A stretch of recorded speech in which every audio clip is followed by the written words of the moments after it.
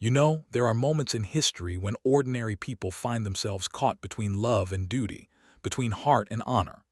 Tonight, as the fire crackles beside me and shadows dance across these old walls, I want to tell you about three souls whose lives became entangled during the darkest chapter of the 20th century.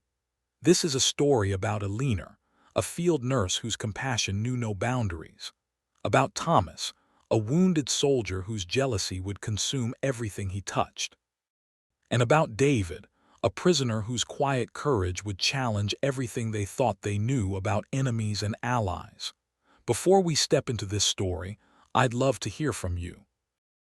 Do you have a memory or a family story about the war, something your grandparents or great-grandparents lived through or told you? Share it in the comments. These stories deserve to be remembered. What you are about to hear is not just another war story.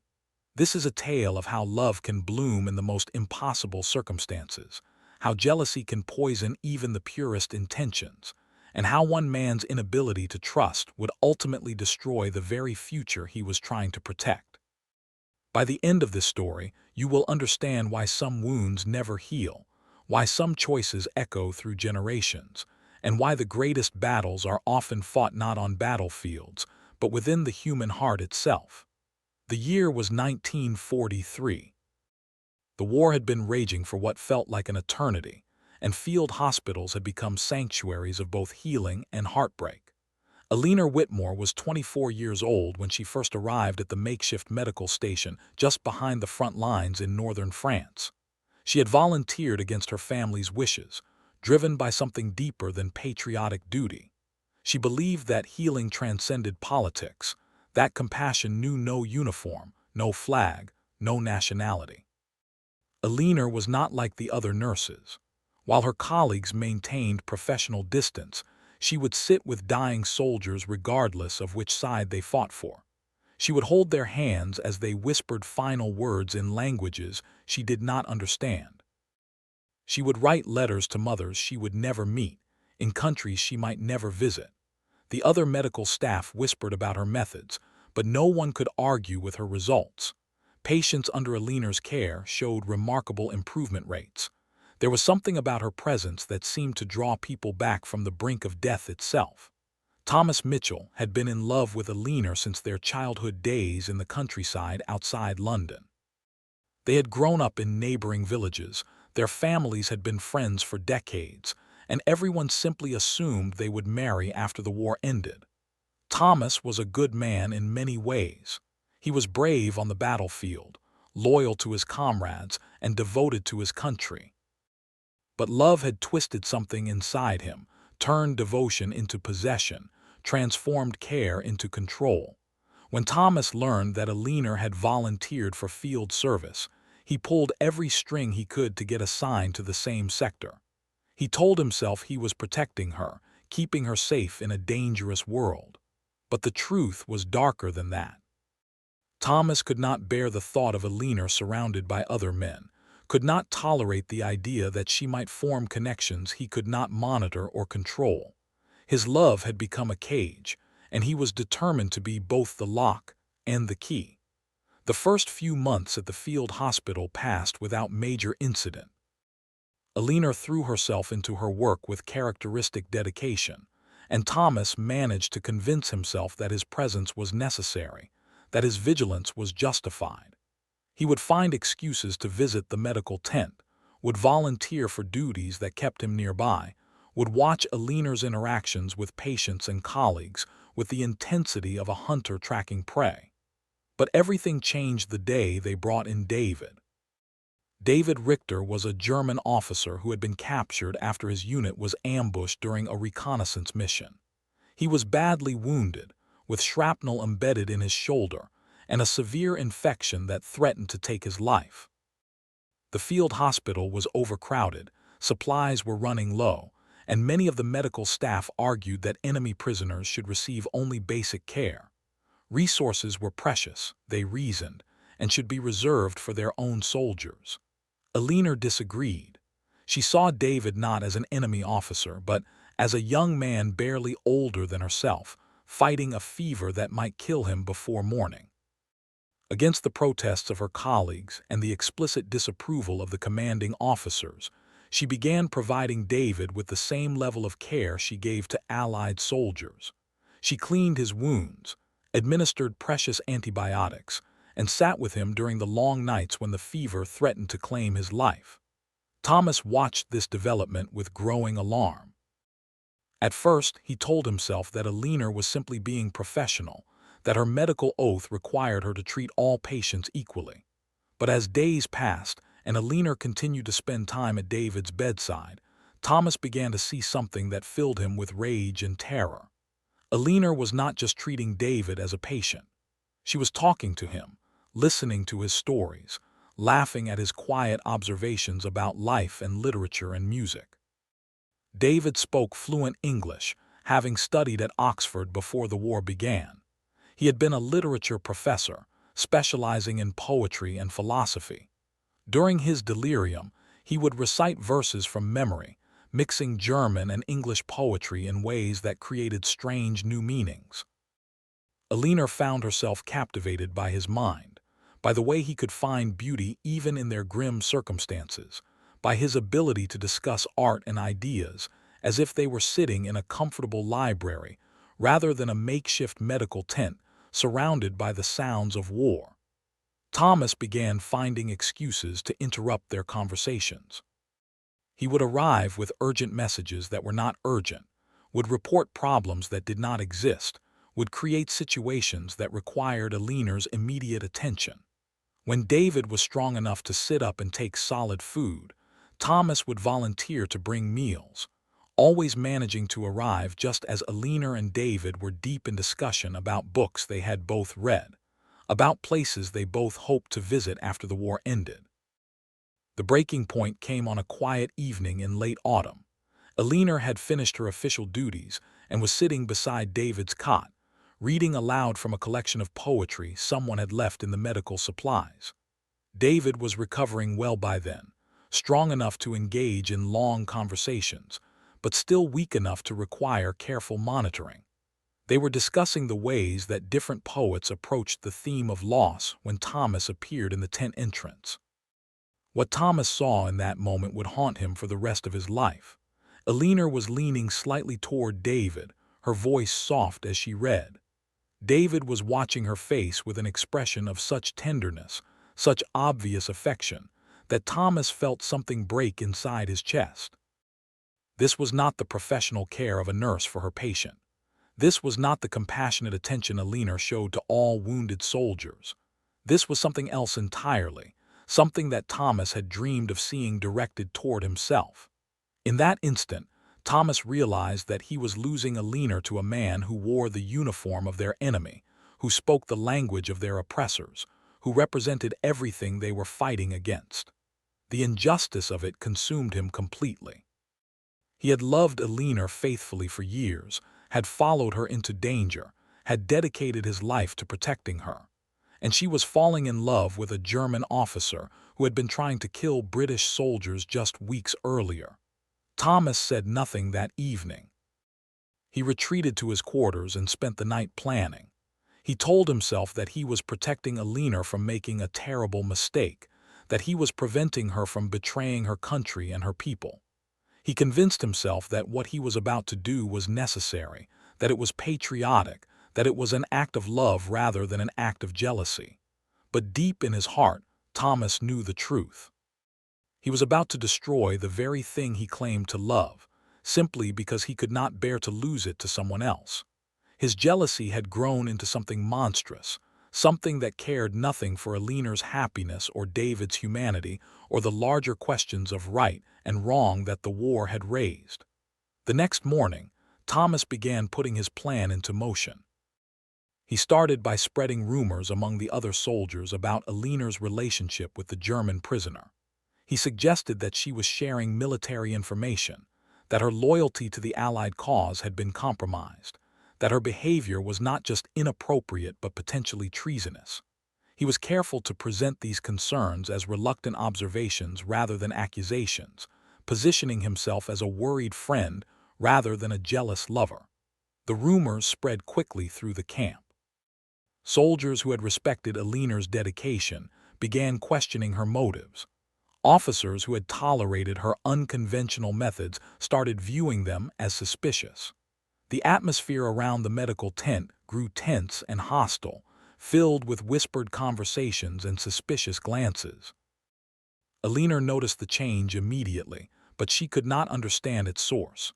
Patients who had welcomed her care became distant and formal. Colleagues who had worked alongside her for months began treating her with cold professionalism.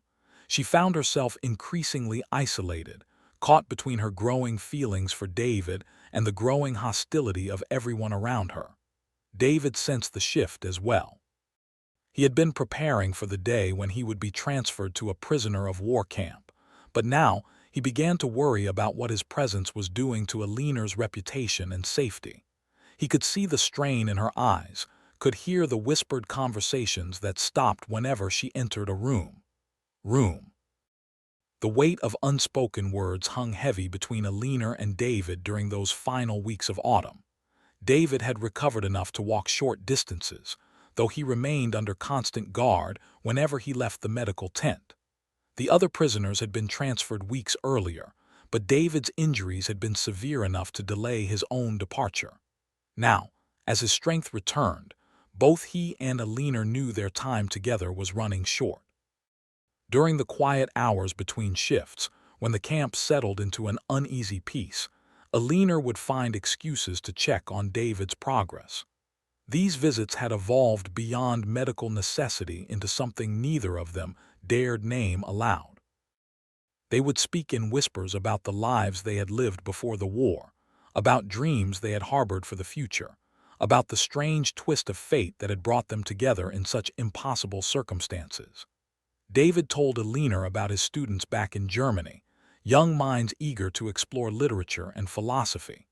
He spoke of hiking through the Black Forest with his younger sister, of evenings spent in coffee houses debating the meaning of existence with fellow academics. Elena shared stories of her childhood in the English countryside, of long walks through meadows filled with wildflowers, of her decision to become a nurse against her parents' wishes. What struck both of them was how similar their worlds had been before uniforms and flags had divided them into enemies. They had both loved books, both found solace in nature, both believed that healing and teaching were noble callings.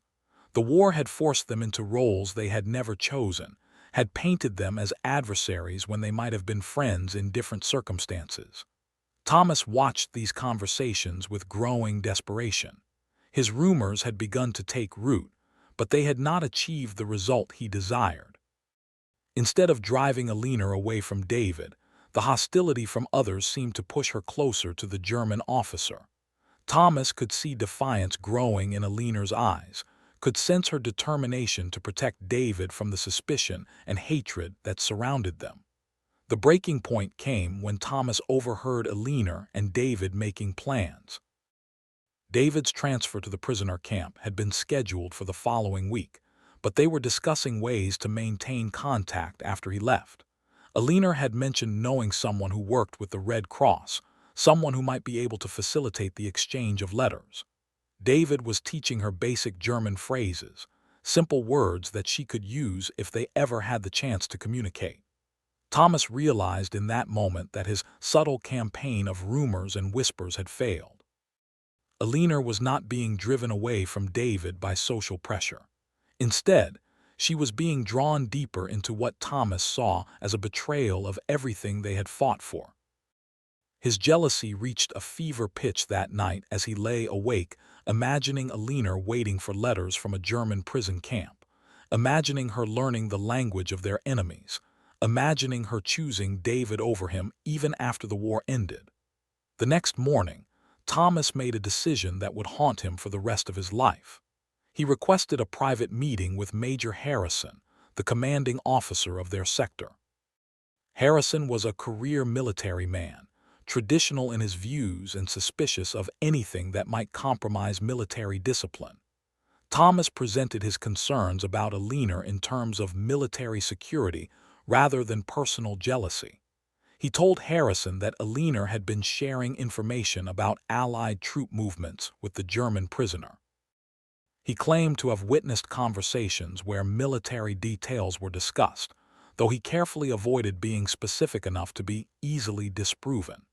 He suggested that Elena's behavior constituted a serious breach of security that required immediate investigation. Major Harrison listened to Thomas's report with growing concern. The war had made everyone paranoid about spies and collaborators, and the idea of a nurse becoming romantically involved with an enemy officer was exactly the kind of scandal that could destroy careers and compromise operations. Harrison promised to look into the matter immediately. Within hours, Elena found herself summoned to Harrison's office for questioning. The major was direct and unforgiving in his approach. He accused Elena of inappropriate conduct with a prisoner of war, of sharing classified information, of allowing personal feelings to compromise her professional judgment. Elena denied the accusations vehemently, but she could see that Harrison had already made up his mind about her guilt. The interrogation lasted for several hours, with Harrison demanding details about every conversation Elena had shared with David, every moment they had spent together, every word that had passed between them. Elena tried to explain that her interactions with David had been no different from those she maintained with any patient, but Harrison was not interested in her explanations. He had received reports from a reliable source, he said, and those reports painted a very different picture of her behavior. When Elena was finally dismissed from Harrison's office, she realized that her world had fundamentally changed. She was no longer trusted by her superiors, no longer welcome among her colleagues, no longer safe in the place she had considered home. Worse still, she understood that David was now in serious danger. If Harrison believed that classified information had been shared, David could face charges far more serious than simple prisoner of war status. Elena spent that night in her quarters, torn between rage and despair. She knew that someone had reported her conversations with David, but she could not imagine who would have done such a thing. Most of her colleagues had disapproved of her methods, but she had never sensed the kind of malicious intent that would lead to false accusations. The betrayal cut deep, leaving her feeling isolated and vulnerable in a place where she had once felt purpose and belonging. The next morning brought news that shattered what remained of Elena's composure. David was being transferred immediately, not to the standard prisoner of war camp as originally planned, but to a high-security facility reserved for enemy officers suspected of espionage activities. The charges against him were serious enough that he might face a military tribunal, with consequences that could include execution. Elena rushed to the medical tent, hoping to see David before his transfer, but she found the area surrounded by guards. David was already gone, moved during the early morning hours to prevent any possibility of communication or interference. Elena learned from one of the remaining guards that David had asked to leave a message for her, but that request had been denied as a security risk. Standing outside the empty medical tent, Elena felt the weight of loss settling over her like a heavy blanket. In the space of 24 hours, she had lost not only David but also her sense of purpose, her feeling of belonging, her faith in the people she had trusted. She realized that someone among her colleagues, someone she had worked alongside and trusted, had deliberately destroyed the connection she had formed with David. Thomas appeared beside her as she stood staring at the empty tent.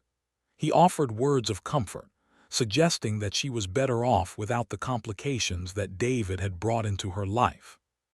He spoke of the relief he felt knowing that she was no longer in danger of compromising herself, of his hope that they could return to the relationship they had shared before David's arrival. But as Thomas spoke, Elena began to see something in his eyes that chilled her to the bone.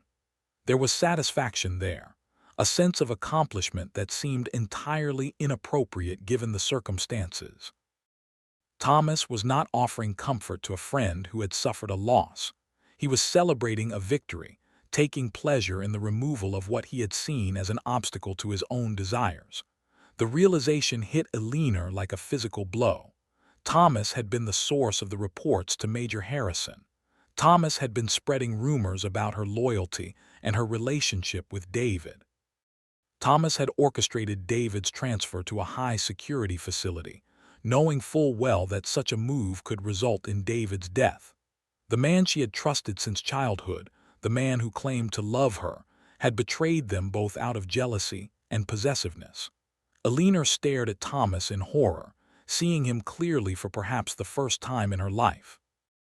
This was not love she was witnessing, but something far darker and more dangerous. Thomas had been willing to destroy an innocent man and ruin her career simply to eliminate a perceived rival. His jealousy had transformed him into someone she no longer recognized, someone capable of cruelty and deception in the name of affection. Without saying a word, Elena turned and walked away from Thomas, leaving him standing beside the empty medical tent. She knew in that moment that everything between them was finished, that his jealousy had poisoned whatever feelings she might have had for him. More importantly, she understood that David was now in mortal danger because of Thomas's actions, and that she might be the only person who could help him. The war continued around them, but for Elena, Thomas, and David, the real battle was just beginning. Thomas's jealousy had set in motion events that would echo through the rest of their lives, creating wounds that would never fully heal and consequences that none of them could have foreseen. The future they might have shared, all three of them in their different ways, had been shattered by one man's inability to trust in love, to believe that Elena's heart was large enough to care for others without diminishing her capacity for affection. Elena's world had crumbled in the span of a single day, but she was not the kind of woman who accepted defeat without a fight. That evening, as the camp settled into its routine of quiet desperation, she began formulating a plan that would either save David's life or destroy her own future completely. She understood now that playing by the rules, following proper channels, and trusting in military justice would only lead to David's execution. If she was going to help him, she would have to step outside the boundaries of everything she had been taught about duty and obedience. The high-security facility where David had been taken was located 30 miles inland, a converted monastery that had been transformed into a fortress for the most dangerous enemy prisoners. Elena had heard whispers about the place from other medical personnel who had been called there for emergency treatments. The conditions were harsh, the interrogation methods brutal, and the survival rate among prisoners suspected of espionage was disturbingly low. Time was running out, and Elena knew that every day David spent in that place brought him closer to a death sentence. Elena's first step was to gather information about the facility's layout and security procedures. She volunteered for additional shifts in the main medical tent, listening carefully to conversations between officers and guards who had visited the prison. She learned that medical emergencies at the facility were handled by a small staff of military doctors who were rotated in and out on a monthly basis. More importantly, she discovered that the next rotation was scheduled for the following week, and that one of the assigned doctors had recently fallen ill with pneumonia. The plan that formed in Elena's mind was audacious and dangerous, beyond anything she had ever contemplated. She would volunteer to replace the sick doctor, using her nursing credentials and her reputation for handling difficult cases to gain access to the facility. Once inside, she would find a way to communicate with David, to warn him about the charges against him, and possibly to help him escape before his tribunal could convene. Elena knew that such a plan would require her to forge documents, lie to superior officers, and potentially commit treason against her own country. But as she lay awake that night, staring at the canvas ceiling of her quarters, she realized that she had already crossed the line that separated duty from conscience.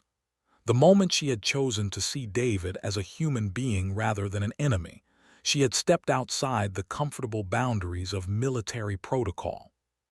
Now she was being asked to choose between her allegiance to a system that would execute an innocent man and her commitment to the principles that had driven her to become a healer in the first place.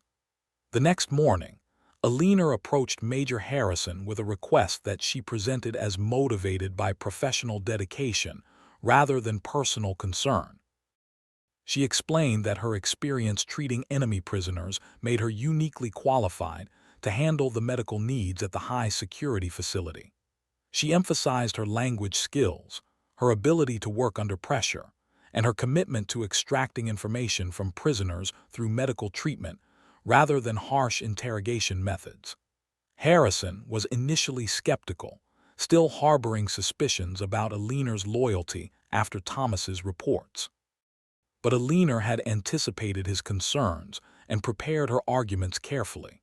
She pointed out that her supposed relationship with the German prisoner had given her valuable insights into enemy psychology and tactics. She suggested that her personal experience with David could be turned into an asset for intelligence gathering rather than a liability for security. The major studied Elena's face as she spoke, searching for signs of deception or hidden motives. Elena met his gaze steadily, allowing him to see the determination in her eyes while carefully concealing the true nature of her intentions. After several minutes of uncomfortable silence, Harrison agreed to consider her request, promising to contact the facility's commanding officer to discuss the possibility of her assignment. 2 days later, Elena received orders to report to the high-security facility for a temporary assignment that could last anywhere from 2 weeks to 2 months, depending on the medical needs of the prisoners. She packed her belongings with trembling hands, knowing that she might never return to the field hospital, that she was embarking on a course of action that could result in court-martial, imprisonment, or worse. Thomas watched Elena's preparations with growing alarm. He had expected his actions to drive Elena away from David permanently, to restore their relationship to its previous state of comfortable predictability. Instead, he could see that Elena was moving further away from him, becoming someone he no longer recognized or understood. The satisfaction he had felt after David's removal was being replaced by a growing sense that he had unleashed forces beyond his control. On Elena's final evening at the field hospital, Thomas approached her quarters with the intention of having one last conversation, of trying to repair the damage that had been done to their relationship. He found Elena sitting on her cot, writing in a small notebook by lamplight. When she looked up at him, Thomas saw an expression of such cold hatred that he physically stepped backward. Elena set down her pen and regarded Thomas with the same clinical detachment she might show toward a particularly unpleasant medical specimen. She told him that she knew exactly what he had done, that she understood the role he had played in David's transfer and the charges that had been filed against him. Thomas began to stammer out denials and explanations, but Elena cut him off with a gesture that was both dismissive and final. She told Thomas that his jealousy had revealed the true nature of his character, that his willingness to destroy innocent lives for his own benefit had shown her everything she needed to know about the man she had once considered a friend.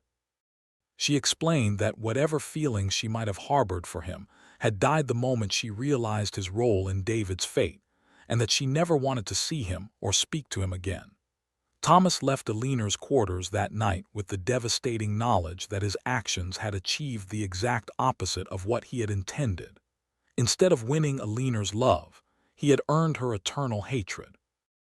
Instead of removing David as a rival, he had elevated the German officer to the status of a martyr in Elena's eyes.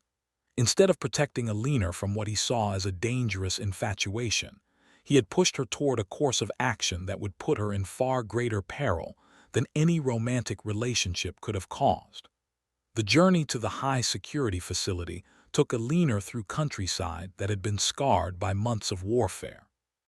Burned farmhouses dotted the landscape like broken teeth, and the roads were cratered with shell holes that made travel slow and treacherous.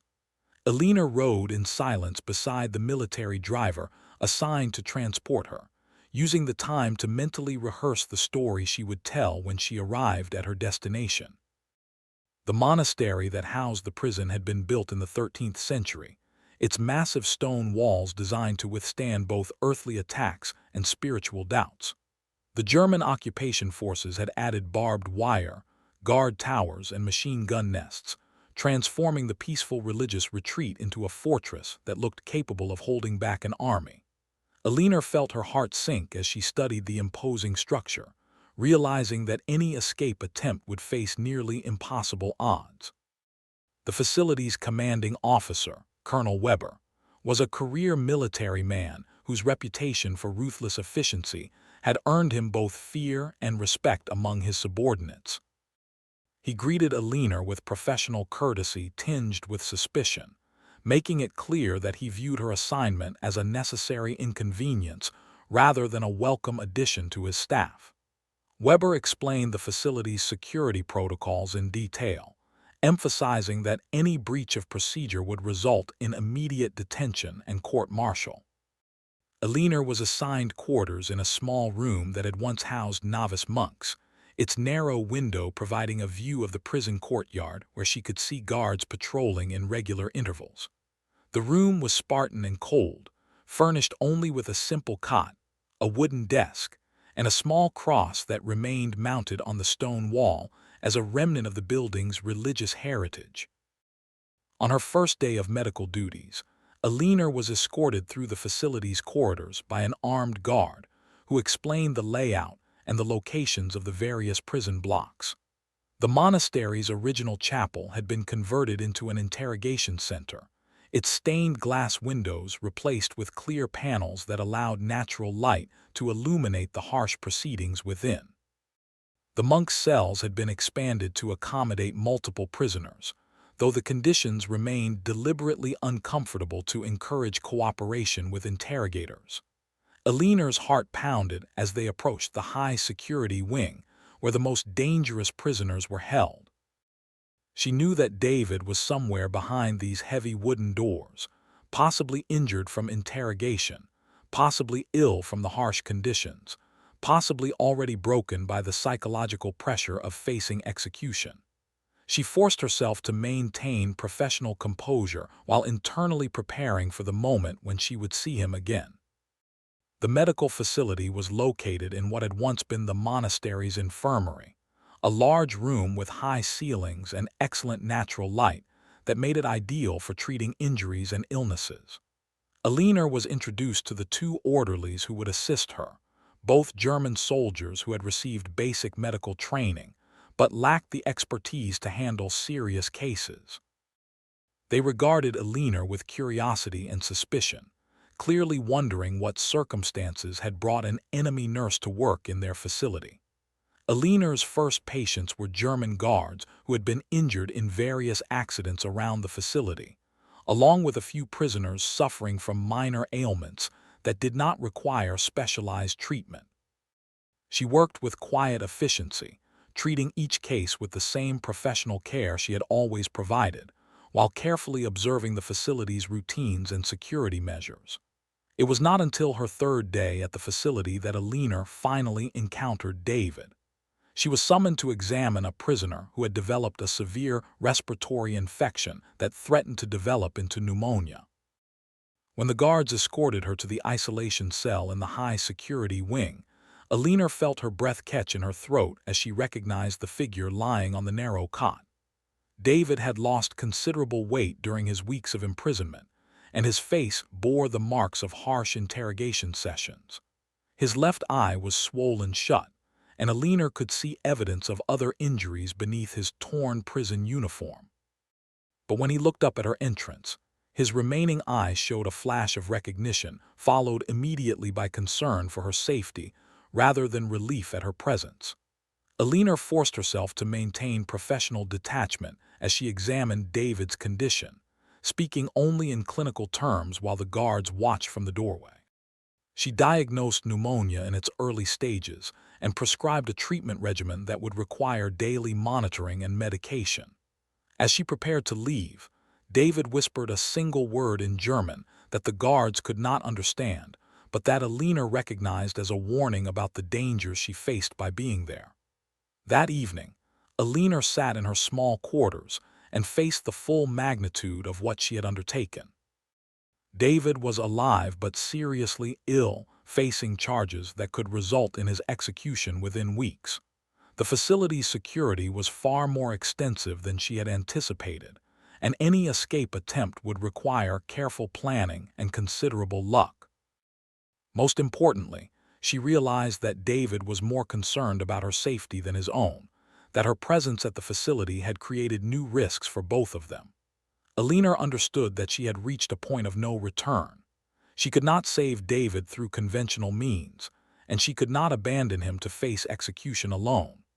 The choice she faced was between accepting the tragic consequences of Thomas's jealousy or risking everything in an attempt to right the wrong that had been done. As she prepared for sleep in the cold stone room that had once housed medieval monks dedicated to serving God, Elena made a decision that would define the rest of her life. She would find a way to save David, even if it meant sacrificing her own future in the process.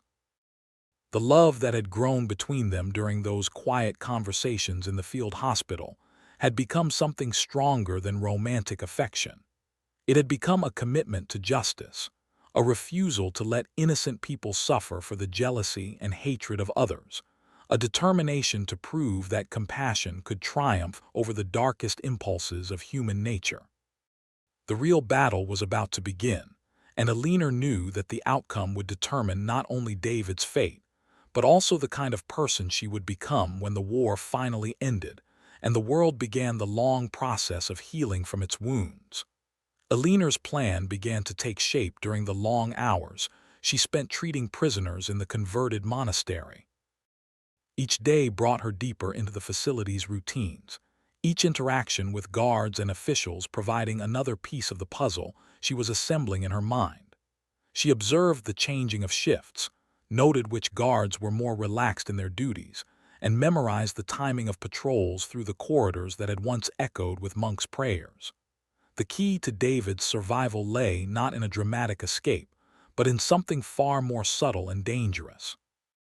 Elena realized that she needed to discredit the charges against him by providing evidence that the intelligence reports had been fabricated.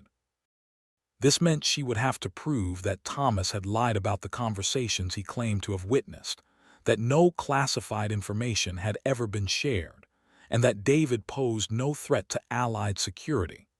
But gathering such evidence would require Elena to expose Thomas's deception, which meant revealing her own knowledge of his role in David's predicament. She would essentially have to confess to a relationship with an enemy prisoner, while simultaneously proving that the relationship had been innocent of any military significance.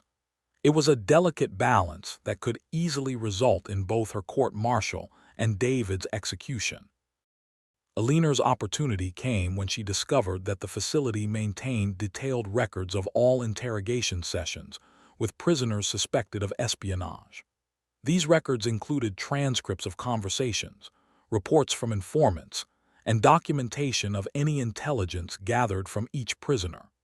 If she could access David's file, she might find inconsistencies in Thomas's testimony that could cast doubt on the entire case against him. The records were kept in Colonel Weber's office, a room that had once served as the monastery's library and still contained remnants of religious texts alongside military documents.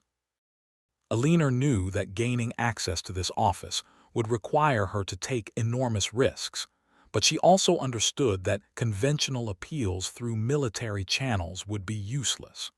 Weber had already made it clear that he considered the prisoners under his command to be dangerous enemies worthy of harsh treatment.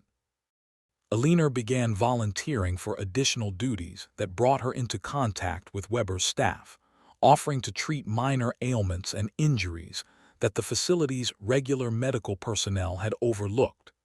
She cultivated a reputation for quiet efficiency and absolute discretion, never showing curiosity about matters beyond her medical responsibilities.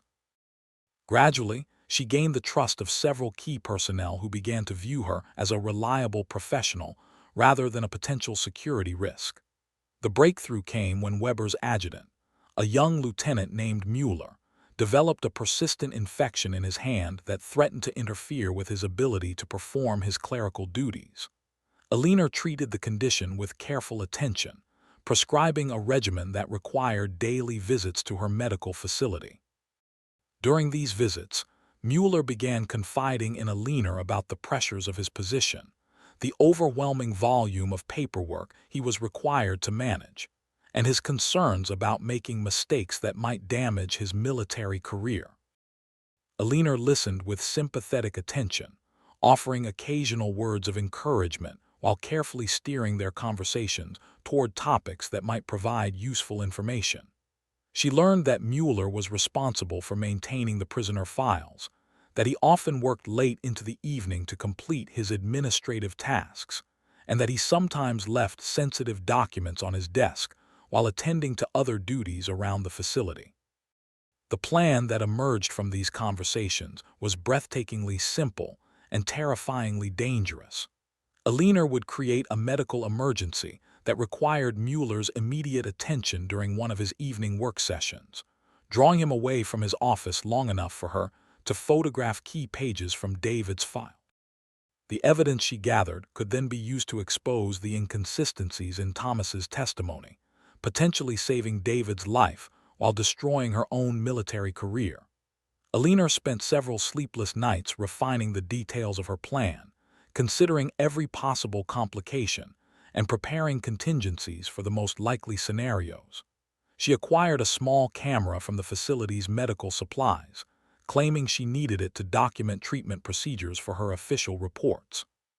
She studied the layout of Weber's office during her legitimate visits, memorizing the location of file cabinets and identifying potential hiding places where she could conceal herself if interrupted.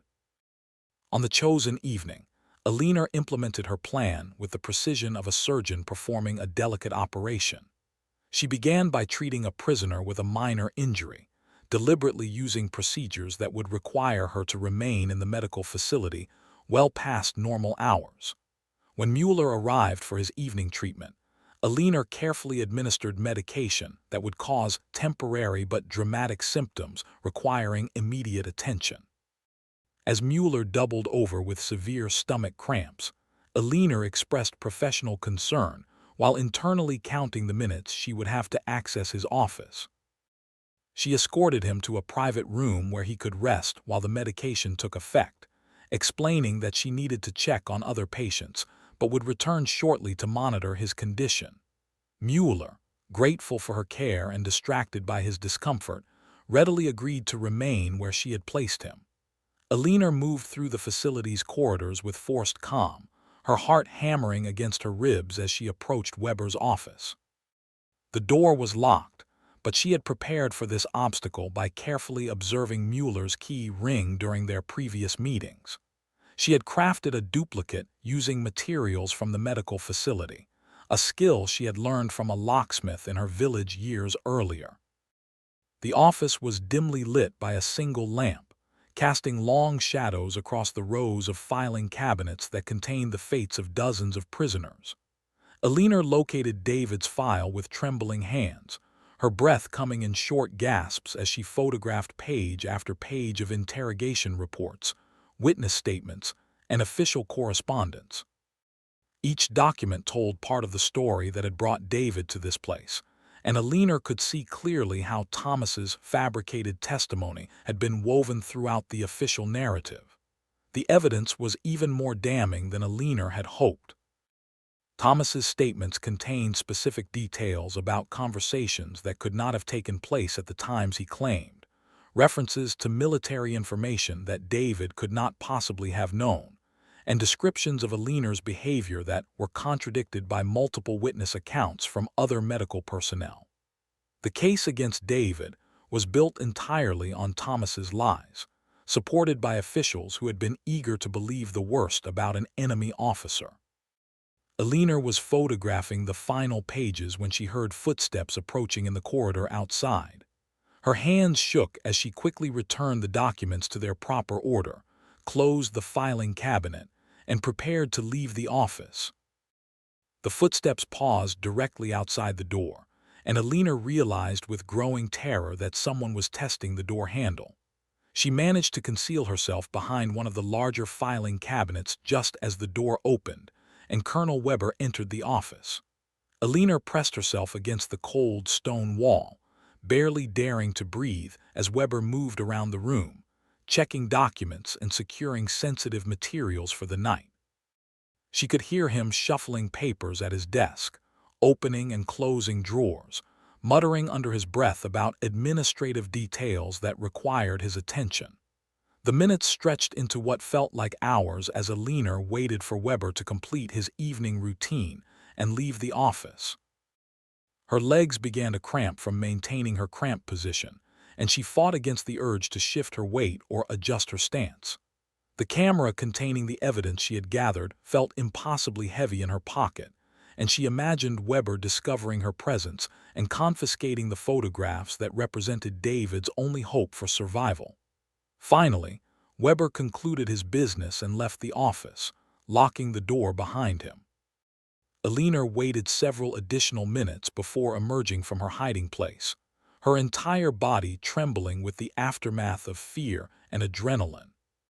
She made her way back to the medical facility, where she found Mueller beginning to recover from the symptoms she had induced, grateful for her professional care and apologetic for disrupting her evening schedule. Elena spent the remainder of the night developing the photographs in a makeshift darkroom she had created using supplies from the medical facility. The images were clear enough to read the key passages that would expose Thomas's deception, and Elena felt a surge of hope as she realized that she finally possessed the evidence needed to save David's life. But she also understood that using this evidence would require her to confess to breaking into Weber's office, photographing classified documents, and violating numerous military regulations.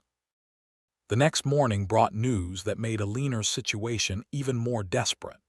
David's tribunal had been scheduled for the following week, with proceedings that would likely result in his execution within days of their conclusion.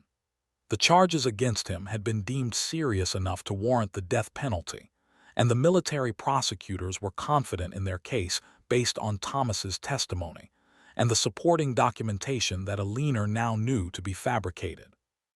Elena realized that she had perhaps a week to find a way to present her evidence without destroying herself in the process. She needed to expose Thomas's lies while maintaining her own credibility, to prove David's innocence without revealing the illegal methods she had used to gather the proof.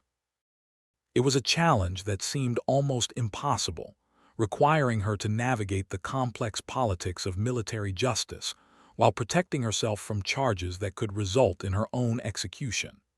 As Elena sat in her small quarters that evening, studying the photographs that contained David's salvation, she understood that she had reached the most crucial moment of her life. The decisions she made in the coming days would determine not only David's fate, but also her own future and the kind of person she would become when the war finally ended. The love that had begun with quiet conversations in a field hospital had evolved into something far more profound, a commitment to truth and justice that transcended personal safety and military protocol. Thomas's jealousy had set in motion a chain of events that had brought them all to this moment of reckoning. Elena possessed the power to expose his deception and save David's life, but using that power would require sacrifices that she was only beginning to understand. The choice she faced was between accepting the tragic consequences of Thomas's betrayal or risking everything to prove that love and truth could triumph over jealousy and hatred. The tribunal was approaching, and Elena knew that time was running out for all of them. The evidence she had gathered represented hope, but hope that came at a price that might prove too high to pay. As she prepared for what might be the final phase of her desperate plan, Elena understood that she was about to discover whether the love she shared with David was strong enough to overcome the forces that had been arrayed against them. The monastery's ancient stones had witnessed centuries of human drama, but the events about to unfold within its walls would test the very limits of courage, sacrifice, and redemption.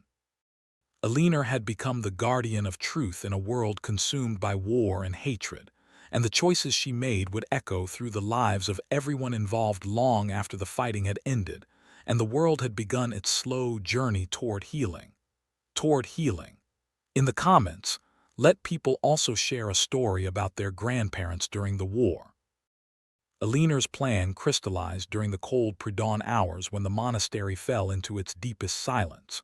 She had studied the tribunal procedures extensively, poring over military manuals and legal documents that outlined the process by which enemy officers faced justice.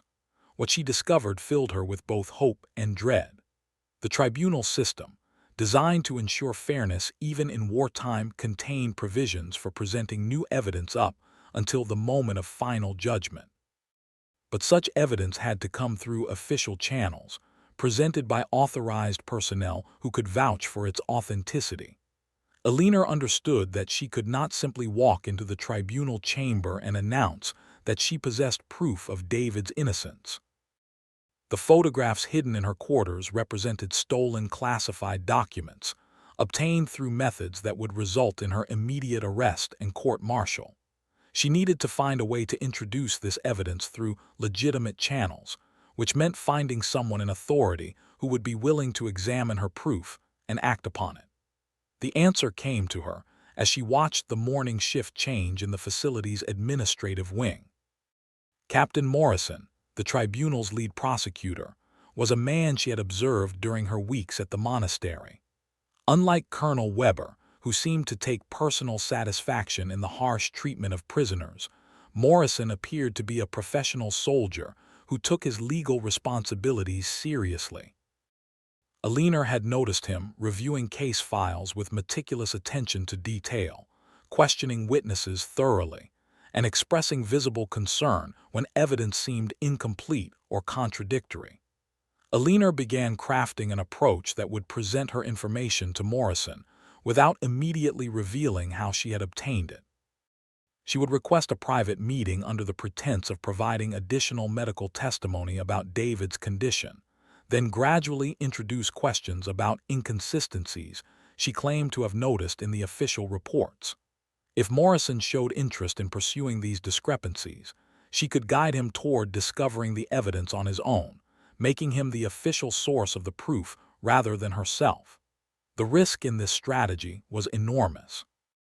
If Morrison proved to be less interested in justice than she hoped, he could easily report her suspicious questions to Colonel Weber, leading to her immediate detention.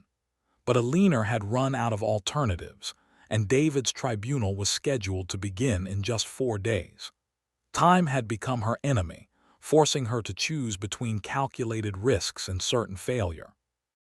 Elena requested her meeting with Morrison through official channels, submitting a formal request to provide additional medical testimony regarding the defendant's physical and mental condition. Morrison agreed to see her the following afternoon, scheduling their discussion for a time when the administrative offices would be relatively quiet. Elena spent the intervening hours rehearsing her approach, practicing ways to introduce her concerns that would seem natural rather than suspicious. When Elena entered Morrison's temporary office, she found herself face to face with a man whose weathered features spoke of years spent in military service. Morrison's desk was covered with neat stacks of documents related to David's case, and Elena could see that he had been making detailed notes in the margins of various reports. His manner was professional but not unfriendly, and Elena detected something in his demeanor that suggested he took his responsibilities as prosecutor seriously, rather than viewing them as mere formalities. Morrison began by asking Elena to provide her medical assessment of David's current condition and her professional opinion regarding his ability to participate meaningfully in his own defense. Elena answered these questions thoroughly, describing David's physical injuries and the psychological stress that imprisonment had placed upon him. She emphasized that while David was mentally competent to stand trial, his weakened condition might affect his ability to recall specific details or respond quickly to complex questions. As their conversation progressed, Elena began introducing subtle questions about the evidence against David. She mentioned that during her medical examinations, David had expressed confusion about some of the charges, claiming not to understand how certain conversations could have taken place at times when he was unconscious or under heavy sedation. Morrison listened with growing interest, making additional notes and asking Elena to provide more specific details about David's medical treatment timeline. Elena carefully guided Morrison toward the inconsistencies she had discovered in Thomas's testimony, presenting her observations as medical concerns rather than legal challenges. She pointed out that Thomas's reports described conversations occurring during periods when David's medical records showed he was heavily sedated or completely unconscious.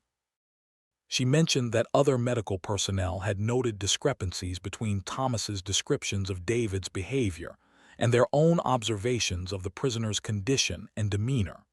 Morrison's expression grew increasingly serious as Elena presented her observations.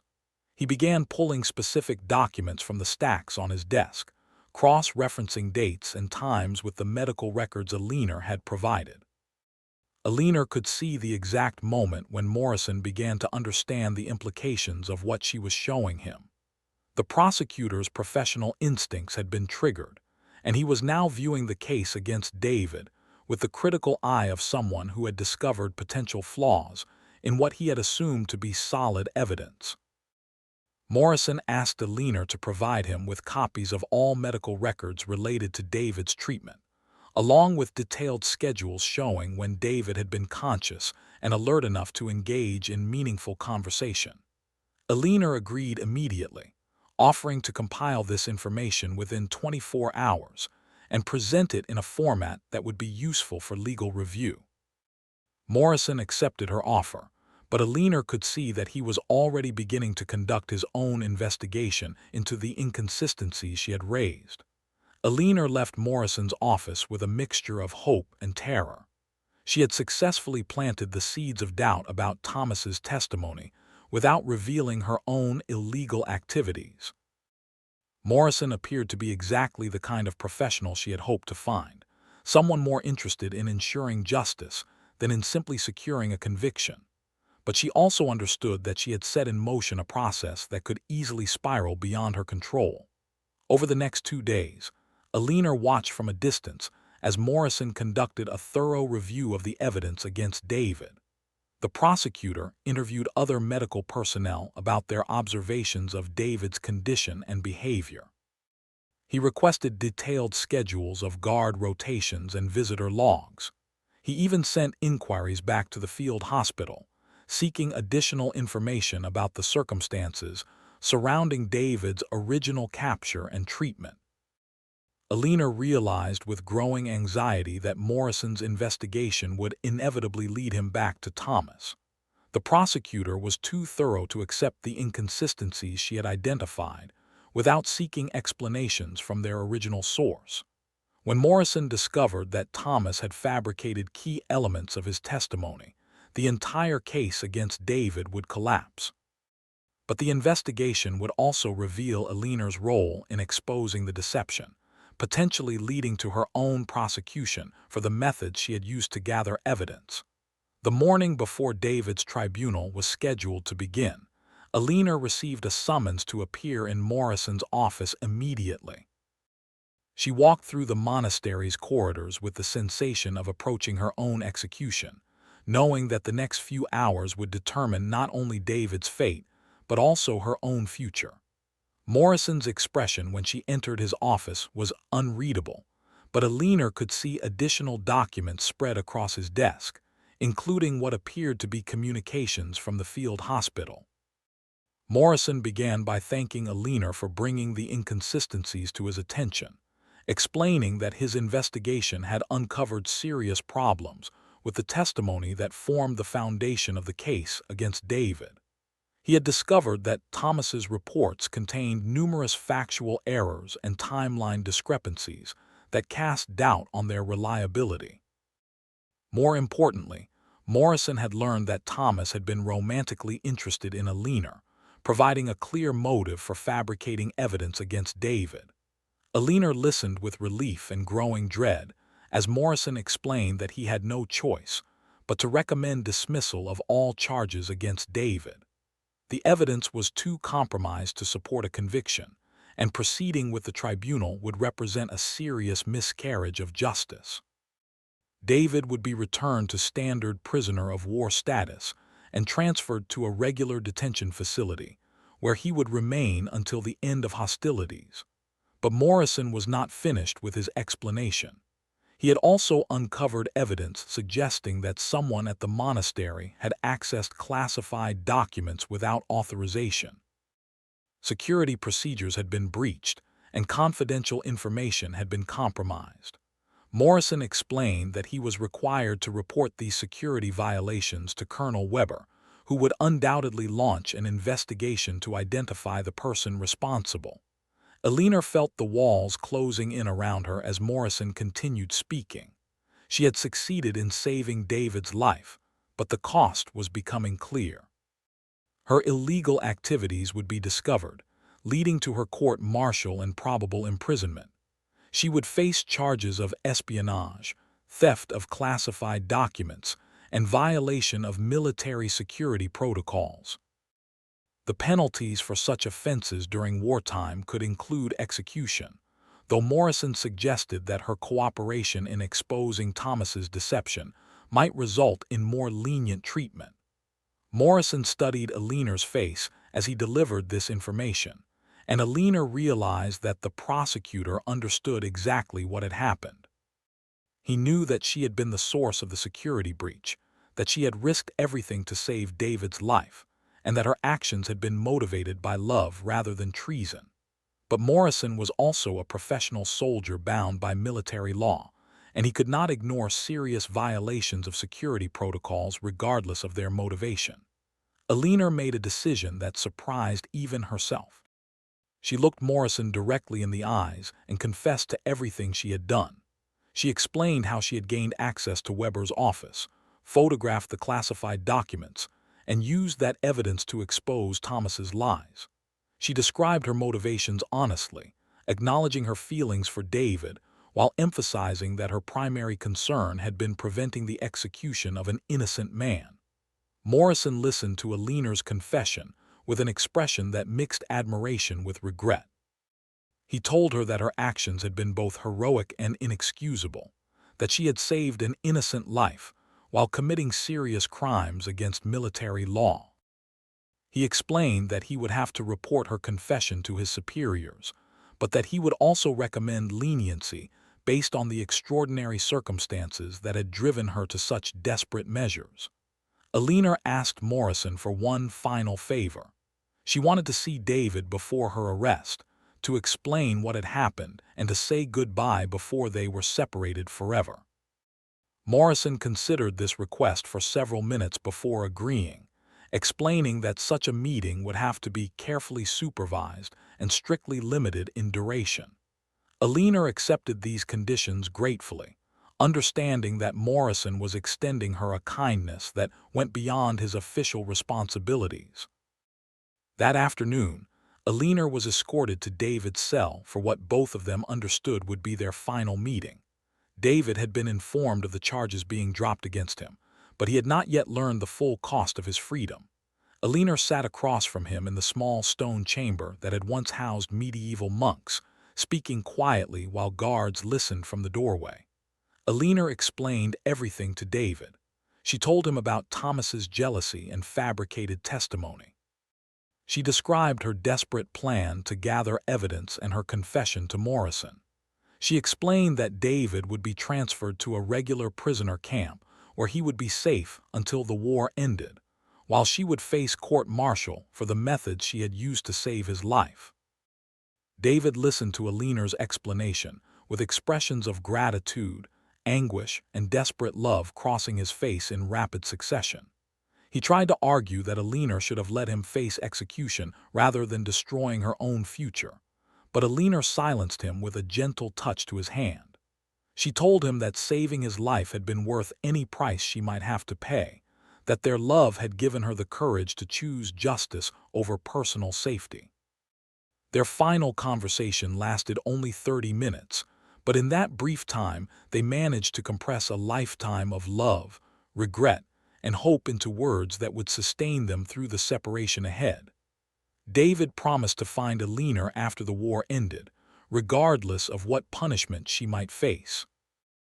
Elena made him promise to survive his imprisonment, to return to his students and his books, and to remember that their love had been worth all the pain it had caused.